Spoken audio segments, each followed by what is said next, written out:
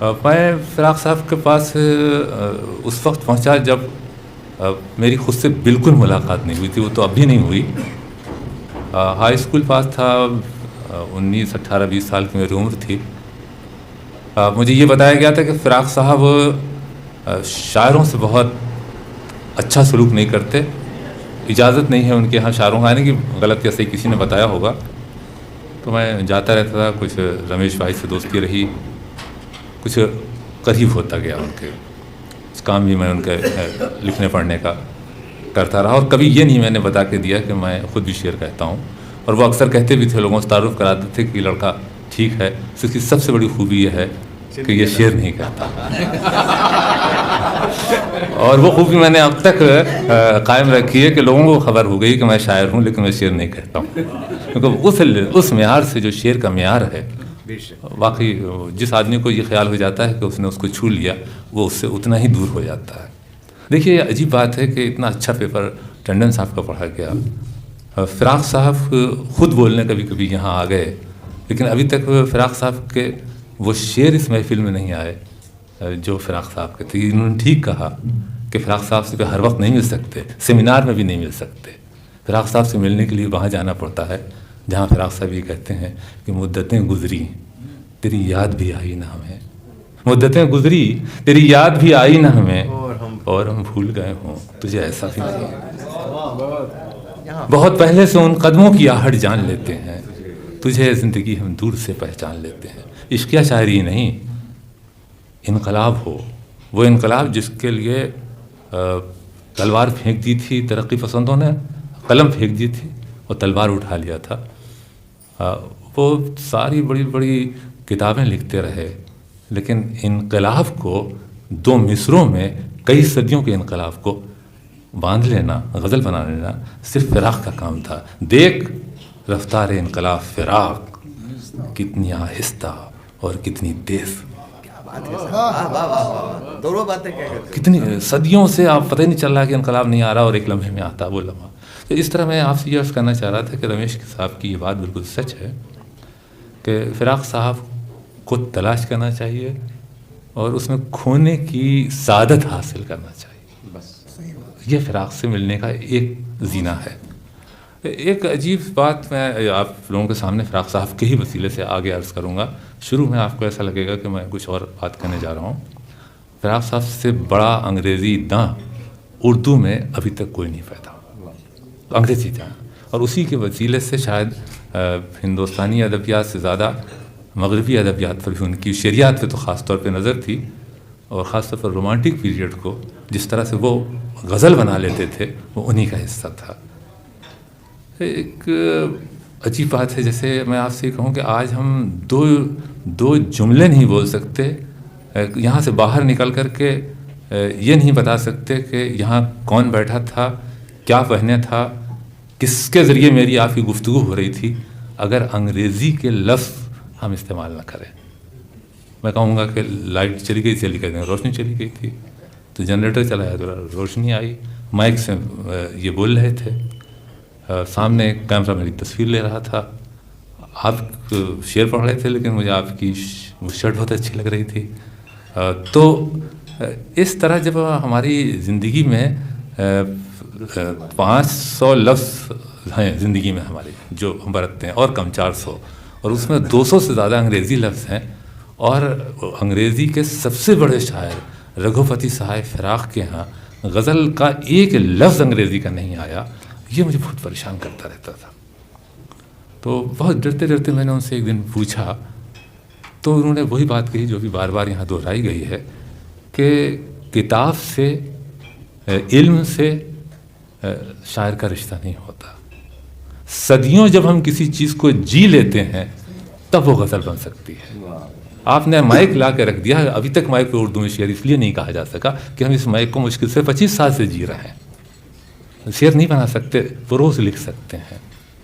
تو فراق صاحب کے یہاں اگر آپ یہ دیکھیں کہ پرانی لفظیات کا جو نیا پن ہے وہ اس لیے تھا کہ وہ 200 سال 300 سال کی زندگی اور لفظوں کو اپنے طور پر نئی زندگی سے جیتے تھے, اور مجھے یقین تھا کہ ظاہر ہے کہ یہ تو بہت دنوں تک، لیکن جو ان کا کریٹیو پیریڈ تھا، بہت بیمار رہنے لگے تھے اور بیدار تو ہمیشہ رہے، تو 60-70 تک اس لیے انہوں نے غزل میں کبھی ایسے لفظوں کو آنے نہیں دیا جو ہماری زندگی کا حصہ، اس زندگی کا نہیں جو ہم برت رہے ہیں اور کھا پی رہے ہیں، بلکہ وہ زندگی جو ہمارے لاشعور میں رچ بس گئی ہے.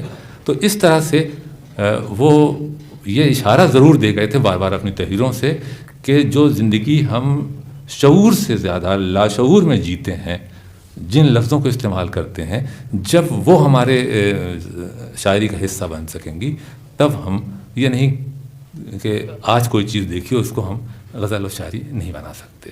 تو فراق صاحب کی ایک آپ کو ذرا سی ایک کیفیت اور بتا دیں جس نے بہت سے لوگوں کو بالکل خراب ہونے سے بچایا. رمیش صاحب کو معلوم تھا کہ میں مصر سے جوڑ لیتا ہوں.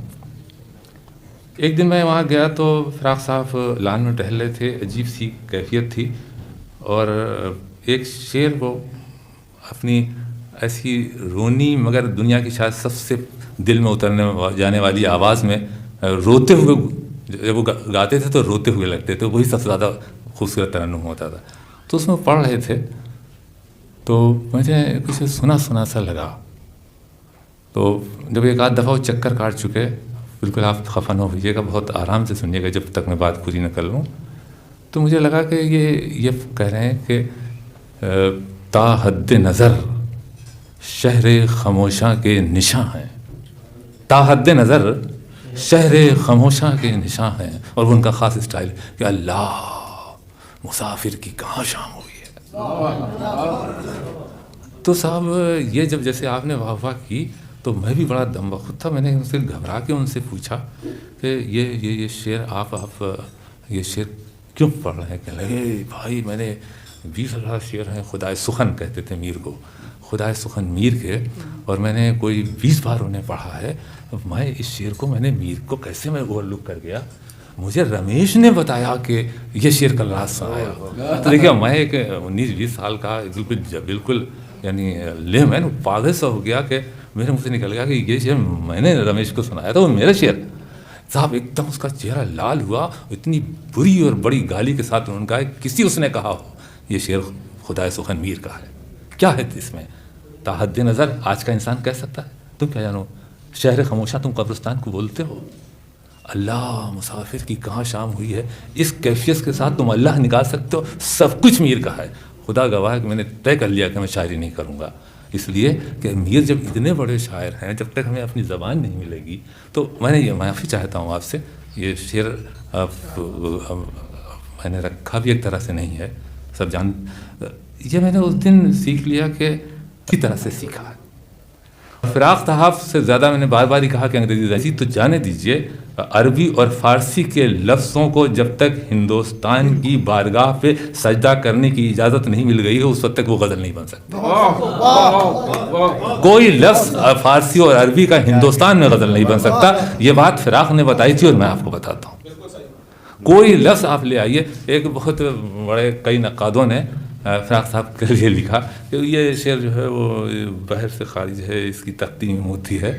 انہوں نے پوچھا، ان کا صاحب یہ انہیں یہ نہیں معلوم کہ یہاں آہ کرنے کے بعد رکنا پڑتا ہے، اور رکنے کا وزن فا ہے. یہ فا اگر میں جیسے جاتا ہوں، میں جاتا ہوں، اچھا میں جاتا ہوں، اچھا میں جا رہا ہوں، آپ کو یہ کہنا کہ اچھا میں معاف کرو میں جا رہا ہوں. اگر آپ اس باپ سے یا اس سے کہیں کہ معاف کرو میں جا رہا ہوں، تو کہنے لگے یہ ناموزوں ہے اور بدتمیزی ہے.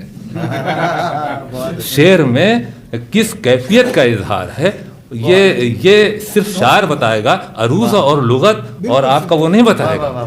اسی لیے جعفر علی خان اثر سے لے کر کے اور شاعر کے ایڈیٹر اس وقت کے اعجاز صدیقی صاحب کے بہت سے خطوط رمیش صاحب کو میں نے پڑھ کے سنائے کہ وہ لکھ کے بھیجتے تھے کہ حضور یہ آپ کا مصرع ناموزوں ہے.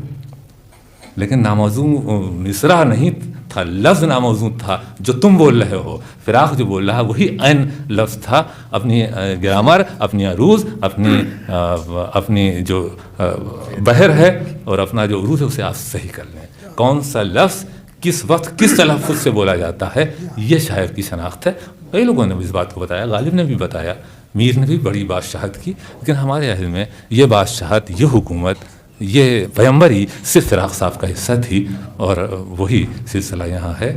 میں انتہائی شکر گزار ہوں کہ اتنا خوبصورت سریواستو صاحب نے محفل جمع